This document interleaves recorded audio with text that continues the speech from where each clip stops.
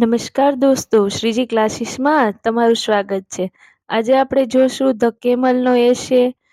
The કેમલનો Aishe છે એ ધોરણ 6 થી 8ના વિદ્યાર્થીઓ માટે ખૂબ ઉપયોગી છે. આપણે અગાઉ પણ આવા જ એશે આપણી ચેનલ પર મૂકી દીધા છે. તમે લોકોએ નથી જોયા તો એને જોઈ લેજો.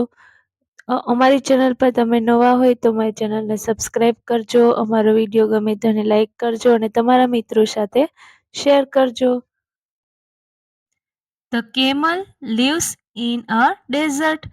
કેમલ એટલે કે ઊંટ અને ડેઝર્ટ એટલે કે રણ. ઊંટ છે એ રણમાં રહે છે. It is called the ship of the desert. તેને આપણે રણનું વહાણ કહેવામાં આવે છે. The camel has thick padded feet.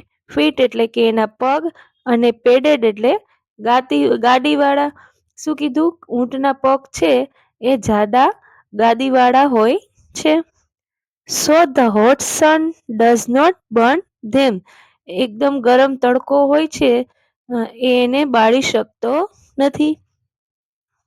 The camel live without water for a week.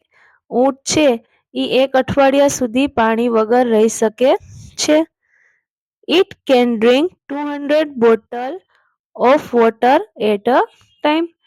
તે એક જ સમયે 200 બોટલ પાણી પી શકે છે. It store water in its stomach.